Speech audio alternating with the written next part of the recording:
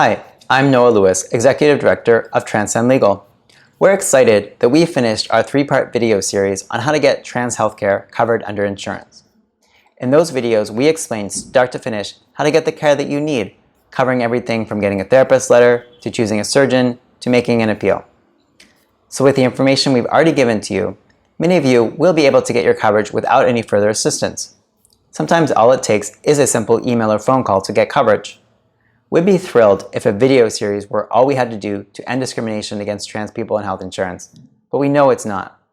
There are still people who need legal assistance. In fact, there are people who need legal assistance and don't even know it because they've been given misinformation about their plan or don't realize that they have the option to challenge any denials or exclusions. For example, a woman contacted us the other day.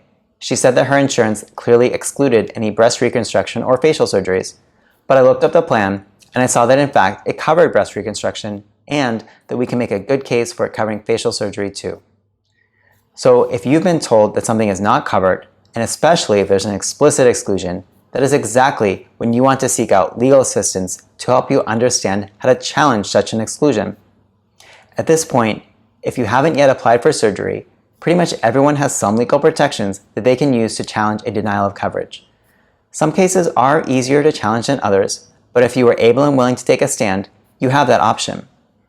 So if you have insurance and are not getting the care that you need, you have to decide if now is the time to learn about what your legal rights are. You may want to know if your legal challenge will work.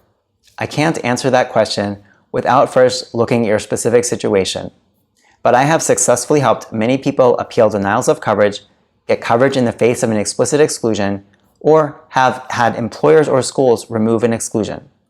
So while prior results do not guarantee a similar outcome, we think it's worth consulting with an attorney to find out what your rights are.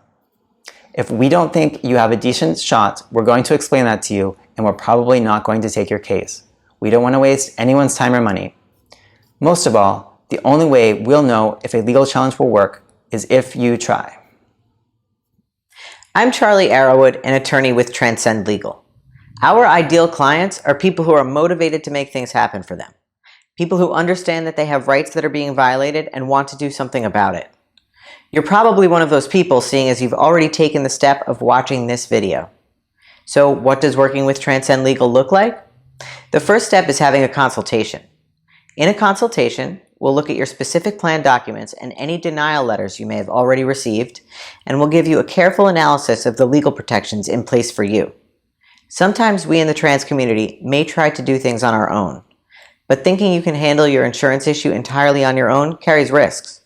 First, you might not know about the full range of protections available to you.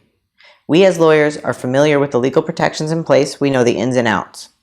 If you rely on your medical provider's staff or another trans person, or worse, the insurance company or your employer, to tell you what your legal rights are, you're not going to get the full picture, and you may even get misinformation. A second reason why it's important to get legal help is because of what happens if the appeal doesn't work.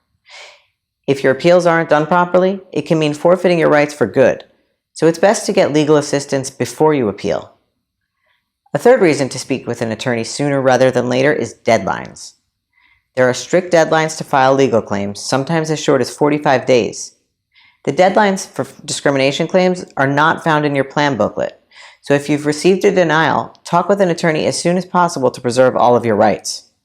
Or if you're about to file for pre-authorization and think you'll receive a denial, talk with an attorney first so that the attorney can make sure that all of the necessary information is included and can help you appeal the denial right away.